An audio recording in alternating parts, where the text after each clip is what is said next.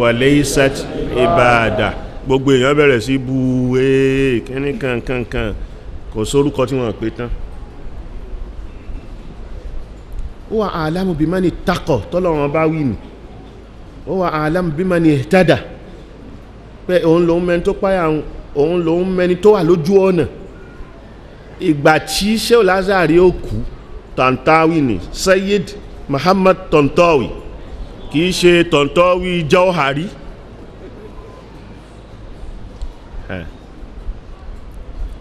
Saudi gan ìjọba Saudi ló wá pé wọ́n á fẹ́ fún ní International Honor Award wọ́n ti wá pé sínú hall ó sì jókòó báyìí orí ibi tó jókòó sí ní bẹ́ẹ̀ ló ti dákẹ́ bẹ́lẹ́rú ṣe mẹ́rú ẹ̀ lọ́nu ó wá fàtíyà sí pé Medina nínú bí tán sin àwọn sàábé sí ni wọ́n gbé lọ ni wọ́n lọ sin sí tó bá já sí pé on normal day ni Sheikh Lazari ò ní kú kan á lọ sin sí Sudia sí Bakia inú ìlú rẹ̀ ní Cairo ń bẹ̀ ni wọ́n yà sí báwo ṣe Ọlọ́run ọ̀rọ̀ tó sọ gbẹ̀yìn tí gbogbo èèyàn takò nù ni Ọlọ́run wá ní pé kí Saudi gan fúnra rẹ̀ ìjọba Saudi wá ti ń di kó gbé dìde wá kó pé wá sí lùbẹ̀ Ọlọ́run sì gbẹ̀mí ẹ̀ bẹ́ẹ̀ pé ibi ló fẹ́ dákẹ́ sí sórí ìṣirò rẹ̀ máwọn sàábé torí ibi tí wọ́n sin Umaru sí àbí ibi tí wọ́n sin Umaru sí tí wọ́n sin ẹ̀yìn alùbádìrì gbogbo àwọn alùbádìrì ibi tí wọ́n sin ni wọ́n sin sí kìí sì sọmọ Sudia kábà sọ pé torí pé bẹ́ẹ̀ jẹ́ lù rẹ̀ ní rárá arígbẹ̀yìn àwọn wọ̀nyí báwo ni gbẹ̀yìn tí ẹ ti fẹ́ rí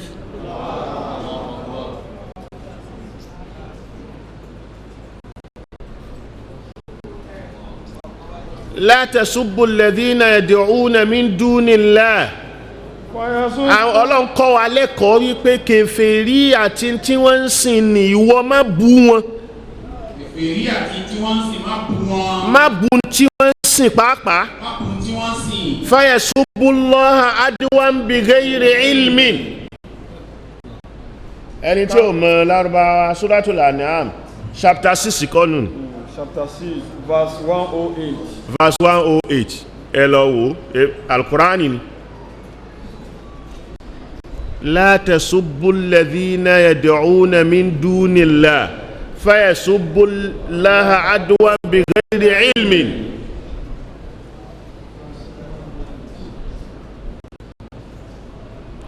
tí ó máa bú lórí nǹkan tó yá sí pé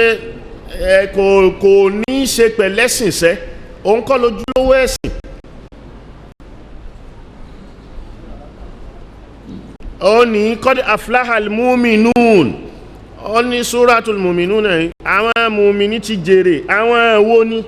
alladhina hum fi salatihim khashi'un àwọn tí wọ́n bẹ̀rù Ọlọ́run tí wọ́n tẹ̀ kọ̀ fọ́lọ́run nínú ìrun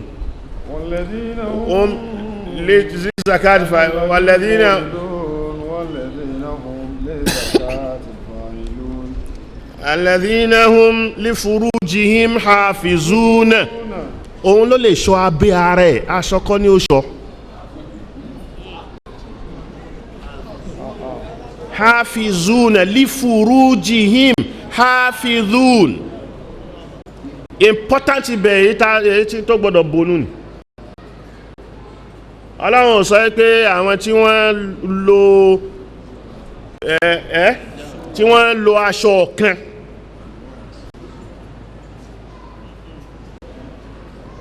so ó lè lo aṣọ kan kí ó má bo hòhò kó má tọ́jú abẹ́ rẹ̀ náà èwo ló pàtàkì jù inú aṣọ tó ń lò ní àti títọ́jú hòhò rẹ̀ tó ẹ́pọ́ Ọlọ́run fẹ́ sọ ọ́ di ọ̀ranyàn ní aṣọ yìí ni ó dárúkọ níbi àyè tá dé gan pé ẹ̀ndẹ̀ bá ti rí bẹ́ẹ̀ o mùmínì nínú ni nígbàtá àwọn àfáà náà wá ń tu ìmánì pé alamatul iman èyí tá ń kà lọ ó ní dawamatul ibada ìdúnnímọ̀ ẹ̀sìn ìbádà kí là ń pè ní ìbádà ìbádà wà nínú àwọn iṣẹ́ tó já sí pé iṣẹ́ nì yóò tayọ ọ̀dọ̀ ọwọ́ gan bọ́sọ́dọ̀ ẹlòmíì èyí tó fẹ́ ṣe láàrin wa àtọlọ́run fún rẹ̀ ìbádà ni àwọn bí tí ìbádà há sínú ni èyí tó ṣe láàrin ìwọ àtẹni tó dá ọ èyí tó ṣe láàrin ìwọ àti ra ẹ èyí tó ṣe láàrin ìwọ sí ẹlòmíì àwọn ibi tí ìbádà pín sínú ni èyí tó ṣe pẹ̀lú Ọlọ́run òun ni kó kírun fún kó sìn kó dúpẹ́ fún kó tẹríba fún tó jẹmọ́ tahmidu tezkiru tahalilu tesbih salat alhifzu ala salawat muhafazatu ala salat àwọn èyí tó jẹmọ́ wà àtọ́lọ́run ni àtàwẹ̀ tó fẹ́ gbà àti hajji tó fẹ́ lọ àti zaka tó fẹ́ yọ èyí tó wà ṣe pẹ̀lú ra rẹ òun ni kó di ẹ̀tọ́ rẹ mú láàrin ìwọ àtọlọ́hun òun náà ló fi pín pé alladhina zalamu anfusahum èyí tó bá ṣe tó bá kù díẹ̀ káàtó fa'alu fahishatan láàrin ìwọ àti ra rẹ tó bá ti ṣe tó bá ti lòdì sí bọ́lọ́hun ti wí ajá sí pé ó ṣàbòsí fúrí ara ẹni ó ṣe fẹ́ nìkan èyí ò ní bí ya rẹ̀ bá máa dé èyí tó pọ̀ jù ayé ń bí ni wọ́n ti ní kó jìyà ní hùdúdú wà fún ẹni tó lọ mutí kò tẹ̀lé ntọ́lọ̀ ń wí ẹni tó lọ ṣe ṣìnà òun ni ó fara kín zalamu anfusahum nù ní láàrin òun àtara ẹni má gbẹ̀mí ara rẹ láàrin wa àtara rẹ ni má ṣe ra rẹ léṣe wala tulqu bi aydikum ila tahaluka ìwọ ni bó bá ti wá ṣe tí Ọlọ́run ní o má ṣe nì a máa já sí pé èyí ò ní náà o tún ṣe ìbádà fọ́lọ́run náà ni a kú látọ̀dọ̀ rẹ sẹ́lòmí a máa sin lọ́hun látọ̀dọ̀ rẹ sẹ́lòmí ìyàwó tó fẹ́ bẹ̀rẹ̀ látọ̀dọ̀ ìyàwó tó fẹ́ ó máa sin lọ́hun lára ìyàwó rẹ̀ ìbádà kan ni kó fún ní owó oúnjẹ kó fún lóúnjẹ kó tọ́jú rẹ̀ tó ní wọ́n ti fi sábẹ́ rẹ̀ ìwọ náà ti gbà akhastumuhunna bi ismillah àbí bi iznillah ẹ fi àṣẹ Ọlọ́run lẹ fi gbà wọ́n wa halaltum furujahunna bi ismillah orúkọ Ọlọ́run lẹ fi sọ súnsún mọ́ wọn dẹ̀tọ́ istawsu bin nisa'i khayra ẹ wá ṣe eré pẹ̀lú àwọn obìnrin ṣíṣe eré ní ẹ̀sìn ni lànàbí fi sọ wípé fífẹ́yàwó nisfuddin iza tazawwaja al-muslim faqad ahraza nisfa dinihi torí ìdajì ẹ̀sìn rẹ̀ ló ti kọ́kọ́ dínú rẹ̀ ti kọ́kọ́ dá sí méjì náà ẹ̀sìn rẹ̀ dá sí méjì yóò máa sin lọ́hun lára ẹ̀ yóò máa sin lọ́hun lára ọmọ ó máa ṣe ìbádà lára dábà ó máa ṣe ìbádà lára aládùúgbò rẹ̀ ó máa ṣe ìbádà lára ẹbí rẹ̀ ó máa ṣe ìbádà lára látọ̀dọ̀ rẹ̀ sí ẹlòmínú ni ó á bẹ̀rẹ̀ láti inú ilé látọ̀dọ̀ ìyàwó rẹ̀ tó súnmọ́ ẹ jù. mẹ́yàn bá ti bẹ̀rẹ̀ bẹ́ẹ̀ ìbádà ló ń ṣe nì, tó bá ti ń ṣe dáadáa tó ń ṣe dáadáa sàn ìbádà ni. so ìran ìbádà yẹn wá ó kẹnu dàwámù ìbádà kò dún ní mọ́ ọ̀tọ̀ ní oyin nẹ́fílà. ìran ìbádà kan lòun náà ara àti ẹ sọ́lọ̀ òun ni ọ̀tọ̀ ni òun gbààwẹ̀ àlàmísì Monday tàtàwà nù ní ìwọ ló ń wá Ọlọ́run ní èyí òye ṣọ̀ràn yẹn. àwọn èèyàn wá sọ tàtàwà dọ̀ràn yẹn débi wípé láti inú rájàbù bẹ́ẹ̀yàn bá gbà ìwọ́n ni ẹ̀yin àfá ẹ̀ tún gbààwẹ̀ rájàbù ṣàbámu ní èwo Ọlọ́run kọ́ ló ṣe yún lọ́ràn yẹn. ìwọ tó sì lábọ́ra rẹ lọ́rùn ó kàn lálàkú lábọ́ra rẹ lọ́rùn ni. bẹ́ẹ̀ ni kọ́ ẹ mú àdíìsì wá tó ní o gbọ́dọ̀ gba ọgbọ̀n Rajab, ọgbọ̀n Shaban, ọgbọ̀n Ramadana. ẹni tó dára gan tó kọlu òfin sitina ọgọ́ta náà ni ó gbà, èwo lọ́gọ́rin àbí mọ́kàndínlọ́gọ́rùn.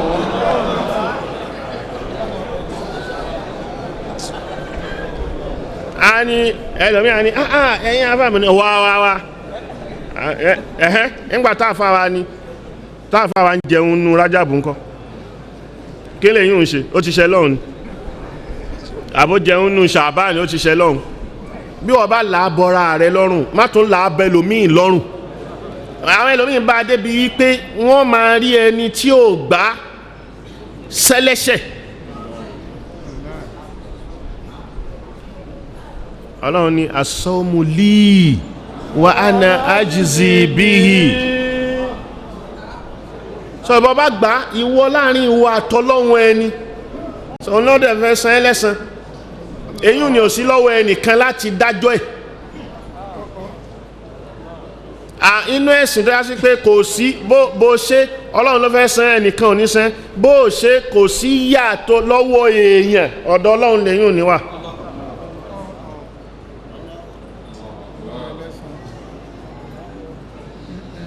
àwọn aláṣìgbọ́ tún wà wọ́n lè ní mo ní ká má gba Ramadana mọ́ o.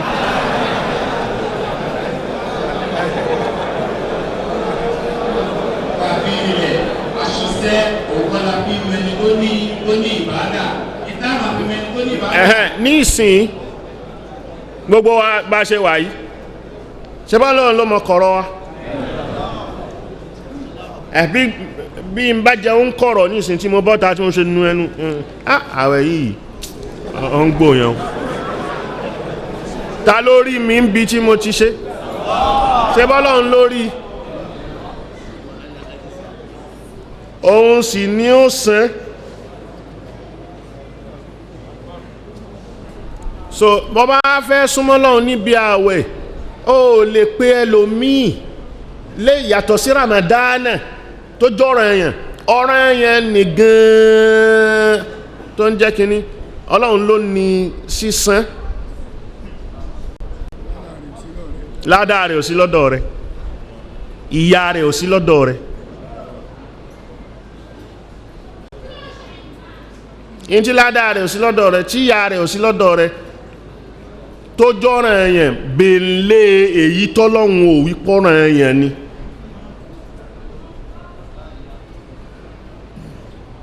ìṣòro yípa náà bí gbà èmi ò rí náà àkọọ́lẹ̀ kankan pé ànábì gba Rájàbù ó fi Ṣàbánù tẹ̀lé ó wá lẹ̀ papọ̀ mọ́ Ramadana ó tún wá fi sí tú Ṣàwálì lé.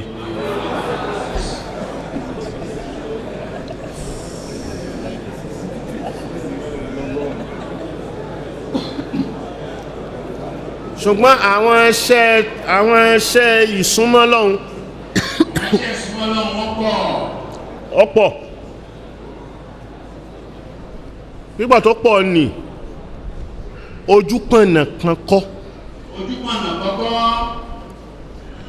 ẹlòmíì kìámù léèlì ó lè má ṣe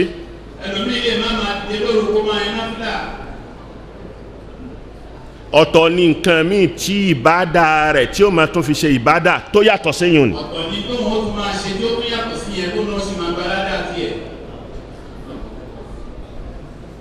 ẹni tó sì ń gbààwẹ̀ èyí tó rọ̀ wọ́ lọ́rùn nù ni. èyí tó rọ̀ wọ́ lọ́rùn nù ni. máa bá a lọ bẹ́ẹ̀ ni. máa bá a lọ. èyí tí wọ́n mọ̀ tó lè fi ṣe ìbádà nù ni ẹlòmíì ó ní nǹkan míì náà tó náà tún fi ṣe tí wò ó lè ṣe. báwo bá wọ lọ́rùn yóò kó àgbà rẹ̀ lómi lọ́rùn sàrà ló sì rẹ̀ lómi lọ́rùn. àwọn sàábé kan wọ́n lọ ilé ànẹ́bì pé afẹ́ tí ẹ̀ wo bá ànẹ́bì tí ń ṣe wọ́n á rí pé ànẹ́bì dìde lóru títí tí ó yẹn náfílà bàbá díjọ́ Monday yóò gbààwẹ̀ bàbá díjọ́ Àlàmísì Monday ni ló pọ̀ ju Àlàmísì lọ wọ́n wá ń sọ fúnra wọn pé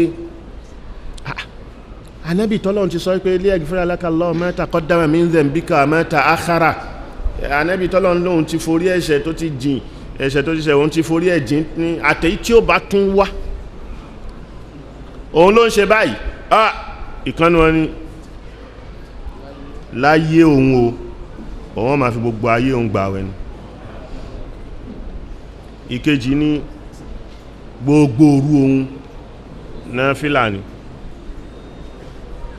ìkẹta ní láyé òun ò ní fẹ́yàwó Ànábì wa gbọ́ Ànábì wa jáde sí wọn pé kí lẹ̀ ń wí wọ́n á sọ tí wọ́n ń wí fún Ànábì wa ní àmà ánà èmi tẹ́rí àsúmú wa àfùtírù ń gbàwẹ̀ mo sì ń ṣínú yẹni pé má gbàwẹ̀ lọ́jọ́ kan àwọn ọjọ́ tó pọ̀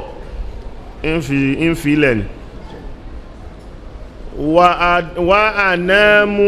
wa àkúmù wa ànámù ó bá di lóru òun ó dìde náfílà òun ó sì tún sùn wa àtàzáwájú nìsáà mo sì ń fẹ́ bìnrin ń sì bí àbùkátà wọn èyí tó bá jẹ mọ́ tí wọ́n ń bí àbùkátà wọn kò dí mi lọ́wọ́ náfílà mi kò dí mi lọ́wọ́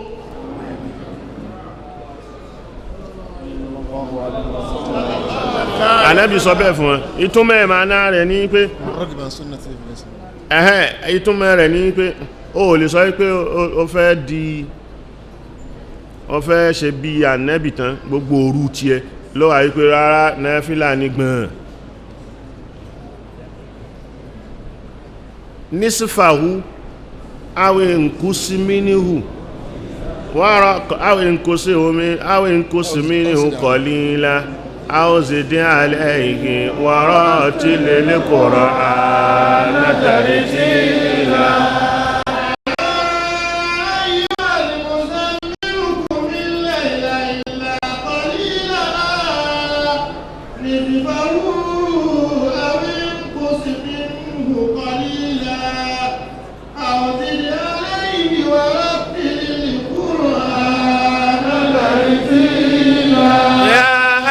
المدثر يا أيها المزمل أبي يا أيها المزمل النبي نوني صلى الله عليه وسلم wọ́n ní gbogbo òru ó gbọ́dọ̀ yan náfílà hàn ìmáàmù Ṣáfi'í kọ́ ó lọ bá ẹnìkan ìfẹ́ gbé síra wọn ó lọ bá àfáà kan lálejò ọmọ kíwà àfáà ní wá ń wo ìmáàmù Ṣáfi'í ìgbà tó di lóru ọkàn rí pé ìmáàmù sùn lọ nígbà èyí òru kò dìde náfílà èyí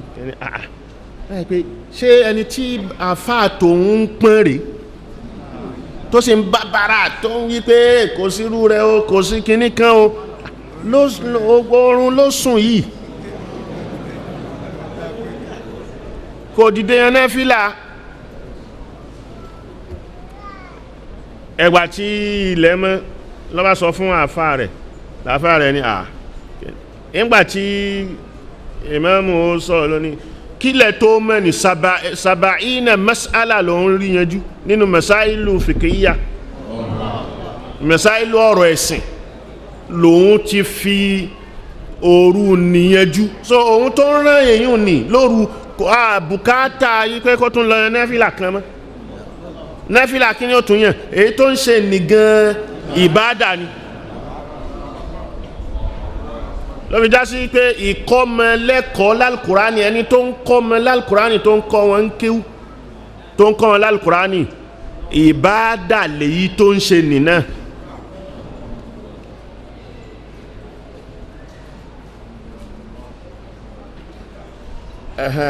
kódà ọmọ kéwú tó ń lọ lé kéwú tí ó fi darí ìbádà ni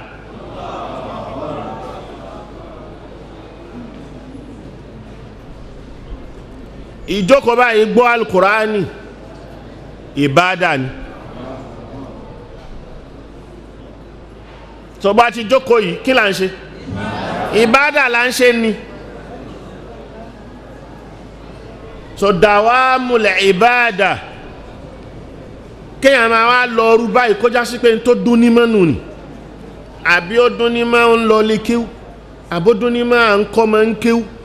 àbọ́dún ní máa ń kọ́ wọn lálùkùránì àbọ́dún ní máa ń ṣe dáadáa sínú ilé rẹ̀ àbọ́dún ní máa gbogbo ọ̀ràn kan ìbádà tó lọ tó pọ̀ ní bí àwọn bá ti lè dún ní máa tó sọ ọ́ di àládà rẹ̀ mùmínì ní irú ẹni bẹ́ẹ̀ ni. التاسع والعشرون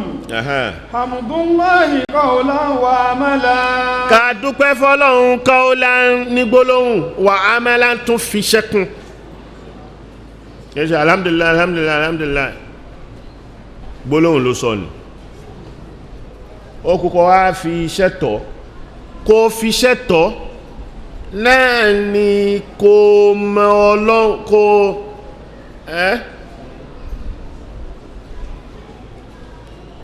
ẹni tí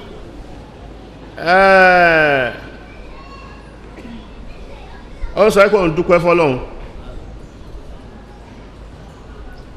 iṣẹ́ ọwọ́ rẹ̀ wá tako ìdúpẹ́ nì ìtumọ̀ ní pé ìgbà yẹn lọ́rẹ́ nìkan tó á pé ó sì dàbí kí gbogbo orí ọwọ́ ẹ̀ ní bọ́ọ̀lẹ̀ kó di tóun ìwọ ló sì ń dúpẹ́ olóhun dúpẹ́ ọ̀hún ṣe alhamdulillah náà ní ẹ̀ṣẹ̀ alhamdulillah wà ní alhamdulillah rabbil alamin gbólóhùn ẹnu ni àmá láti wo wípé ọlọ́run ò tún ṣe nǹkan míì fún ẹ àfitọ́wọ́ ẹnìkan lórí pé eléyìí eléyìí ṣe jù mí lọ ó ṣe dáa fẹ́lẹ̀ yìí jù mí lọ ó ṣe yẹ jù mí lọ Ànábì sọ fún ẹ pé la tanzuru ila man huwa fawqakum bal fanzuru ila man huwa dunakum fadhalika ajda èyí ni kò wọ ẹni tó ń bẹ tó kéré sí wọ ni ò ní jẹ́ o fọwọ́ pa ìdẹ̀ra Ọlọ́run bá tó bá ṣe fún ọ ni ò ní jẹ́ o fọwọ́ pa mọ́lẹ̀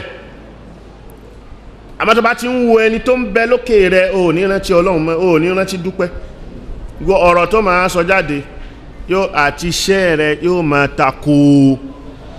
ọpẹ́ tán bá ní ọ̀dá tó bá ní pé alhamdulillah الثلاثون كسرة الركوع kẹsìrátò rùkúì kọjá kí rùkú rẹ kó máa pọ̀ lọ́pọ̀lọpọ̀ ọgbà الحادي والثلاثون كسرة السجود àti kẹsìrátò sujud ìforíkan rẹ̀ ṣe lọ́pọ̀lọpọ̀ والأمر بالمعروف lẹ́yìn náà al-amru bil ma'rufi máa pàwọn èèyàn láṣẹ rẹ̀ والنهي عن المنكر kó sì máa kọ̀ fún wọn níbi aburú nahyu anil munkar amru bil ma'ruf Islamu ó fẹ́ káwa mùsùlùmí ká jẹ́ amiruna bil ma'rufi wa nahuna 'anil munkari, ká jẹ́ ni tí ó máa pàṣẹ rere ká sì jẹ́ ni tí ó máa kọ̀ fún níbi aburú. wa kadhalika ja'alnakum ummatan wasatan litakunu shuhada 'ala an-nasi wa yakuna ar-rasulu 'alaykum shahida. وما جعلنا القبلة التي كنت عليها إلا لنعلم من يتبع الرسول ممن ينقلب على عقبيه وإنها لكبيرة إلا على الذين هدى الله وما الله بغافل عما يعملون. كذلك جعلناكم أمة وسطا. A ní ẹ má jẹ́ ẹsírímíìsì, ẹ má jẹ́ aláṣejù. Ummatan wasatan, aṣeyín níjọ gungun. Kuntum khayra ummatin ukhrijat linnasi ta'muruna bil ma'rufi wa tanhauna 'anil munkari. Aṣeyín ukhrijat linnasi. كنتم خير أمة أخرجت للناس. Kuntum khayra ummatin, ìjọ rẹ̀ ní àlùmọ̀ dáadáa ní tẹ́bánjẹ́ mùsùlùmí. Khayra ummatin ukhrijat linnas, nínú gbogbo ọjọ́ tó ti ń bọ̀ ẹ̀yin lẹ lóore jù. Kí ni fi ń jásí pé lóore? Ta'muruna bil ma'rufi wa tanhauna 'anil munkari. Ẹ máa pa àwọn èèyàn láṣẹ rere, ẹ sì máa kọ̀ fún wọn níbi ntọ́kàn kọ̀. wa tu'minuna billah. Ẹ sì gbọ́ lọ́wọ́ bá gbọ́. walau amana ahlul kitabi lakana khayran lahum. Báwọn ta fún tírà ṣáájú bí wọ́n bá ti gbọ́ lọ́wọ́ bá gbọ́ bẹ́yìn ti gbà á gbọ́ ní lakana khayran lahum, kò bá máa lóore fún wọn. minhumul mu'minuna wa aktharuhum fasiqun. Ọ̀pọ̀ nù wọn náà ni mùmíní wa aktharuhum fasiqun. Àmá minhum ìbẹ̀nù wọn tó jẹ́ mùmíní wa aktharuhum fasiqun, ọ̀gọ̀rọ̀ wọn náà ni pòkì, ṣeré díẹ̀ ṣebi díẹ̀ ní fásìkí, sinlọ́hun díẹ̀ ṣẹ̀ṣẹ̀ díẹ̀ ní fásìkí. Fásìkí nù ní yàtọ̀ sí káfìrí. Kuntum khayra ummatin, in tẹ́yàn ó ní tí ó fi jẹ́ jọre tí ó máa fi bẹ nínú jọre náà nìyí. Ta'muruna bil ma'rufi wa tanhauna 'anil munkari. Kí ẹ wá munkari ní ta bá ń kọ̀ fẹ́ni tí ń ṣe munkari pé èyí tó ń ṣe yìí munkaru ni, tí ó àtakú pé wọ́n lóhun ṣe munkaru, ó ti jáde kúrò nínú khayra ummatin nù ni. Torí khayra ummatin yóò gba munkaru tí wọ́n bá kìlọ̀ fún nípa eléyìí tó sì ṣe yóò dá o, kò ní tamada fil batil, kò ní máa múrara sínú bàjẹ́. Ìmúrara sínú bàjẹ́ Islam ò fẹ́ yùn ni. Kíní yìí ó ń bàjẹ́ nìyí, ìmúrara sínú bàjẹ́ kí wá takú pé inú èyí tó ń bàjẹ́ nì gan òun ló dáa.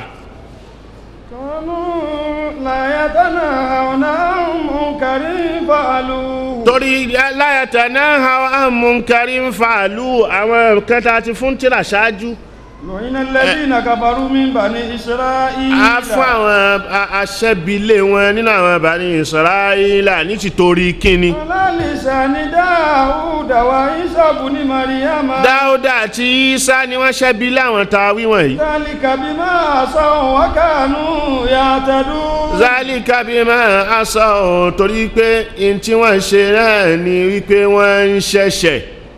pẹ̀lú ẹ̀ṣẹ̀ tí wọ́n ti ṣẹ̀ ṣáájú. Wa kanu ya'taduna, wọ́n sì kọjá àlà. كانوا لا يتناهون عن منكر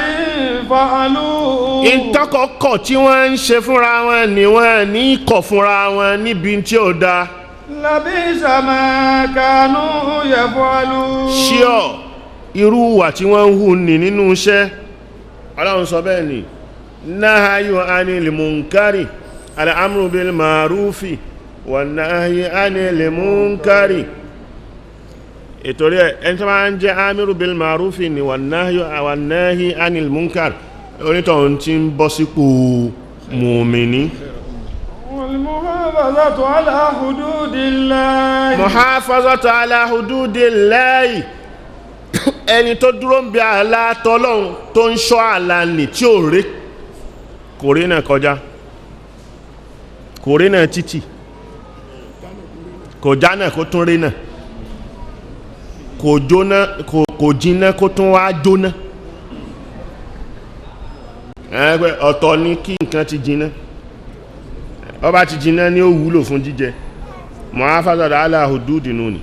àmọ́ tó bá ti rí tayọ ààlà tọ́lọ́hun tó tún fẹ́ mẹ̀jọ lọ́hun lọ ó jóná nù ni bí nǹkan bá sì ti jóná kò wúlò fún jíjẹ mọ́ pé má kọjá má rí náà má kọjá ọ̀nà kó tún wá rí náà àbí má jiná tán kó tún wá jóná muhafaza hududu tọ́lọ́hun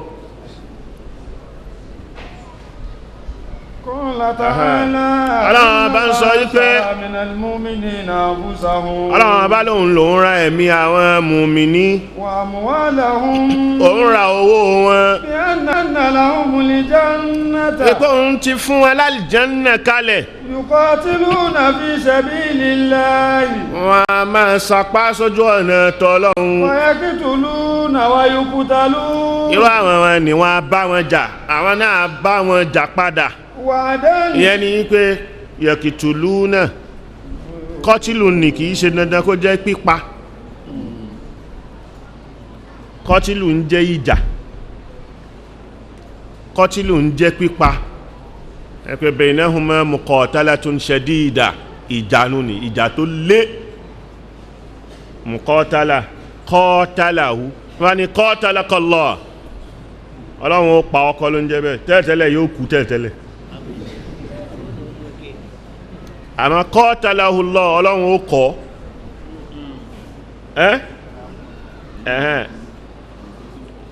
qatalahu Allah Ọlọ́run ó kọ́ ní ẹni pé Ọlọ́run ó bàjà wala yalidu illa fajiran kafara wala yalidu illa fajiran kafara wọn sì ní bí mẹ́rẹ́ àfipò kí àti kèfèrí ọkọ̀ Ọlọ́run sí inú sí wọn ó tún rojọ́ orú nǹkan tó fẹ́ ó sì rojọ́ nǹkan tí wọ́n ń ṣe tí wọ́n fi lẹ́tọ̀ọ́ sí pé ìwọ Ọlọ́run bá ń ṣe kí ní ìṣẹ́ ọkọ̀ Ọlọ́run níjà sí wọn nù ní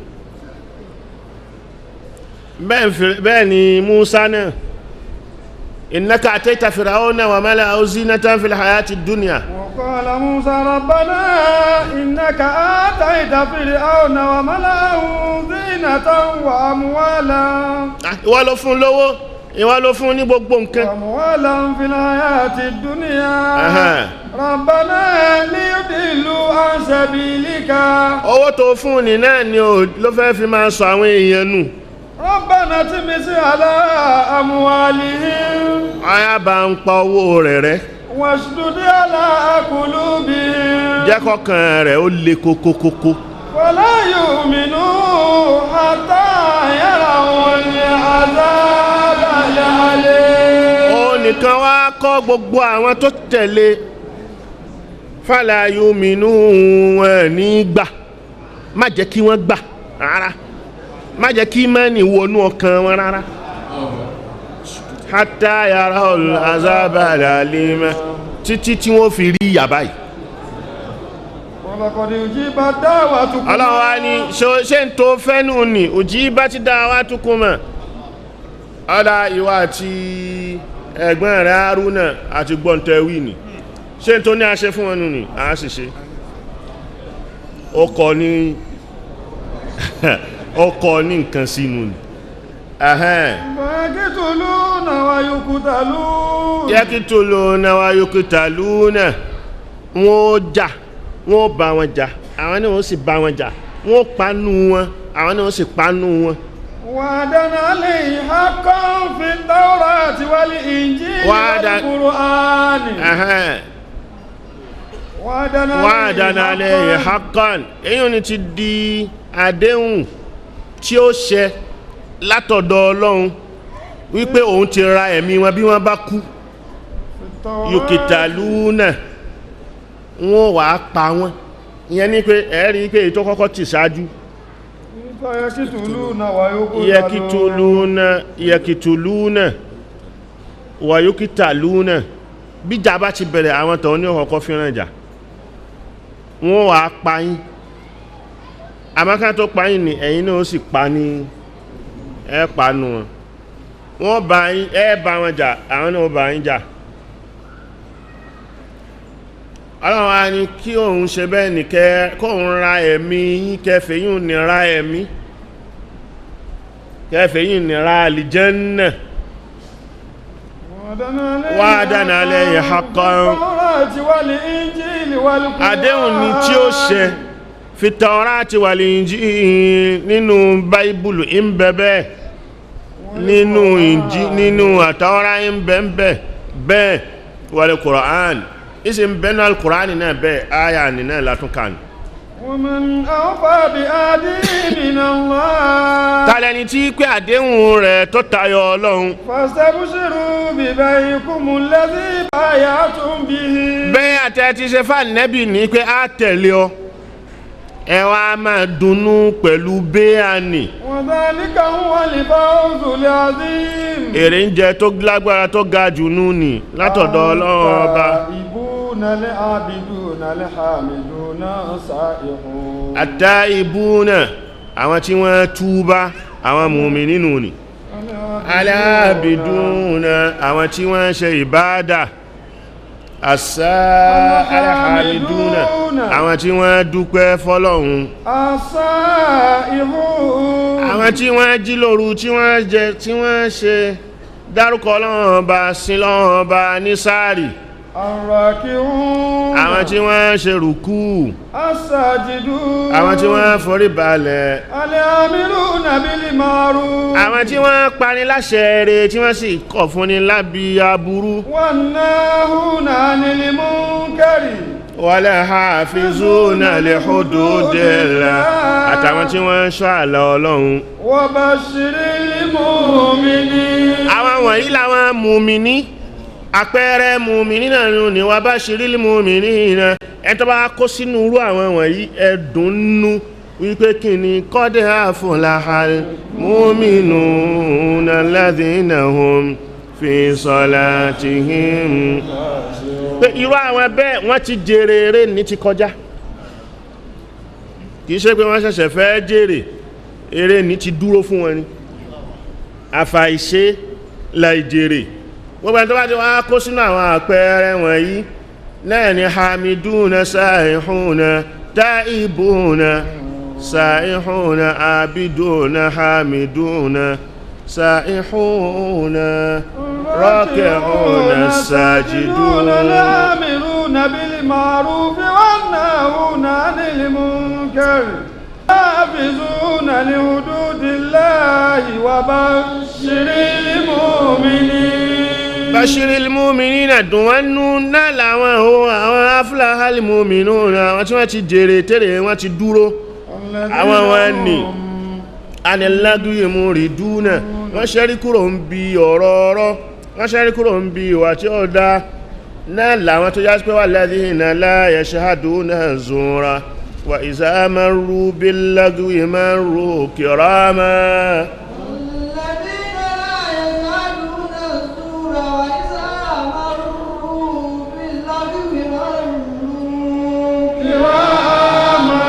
Àwọn wọ̀nyí gbogbo tí ó mú àìrójú bá wọn lọ síbi ìmá tẹ̀lé ọ̀rọ̀ tí ó mú wọn gúnrí kúrò níbi irọ́ tí ó mú wọn gúnrí kúrò níbi tí ó dá àtọ̀rọ̀ tí ó dá àtiwà tí ó dá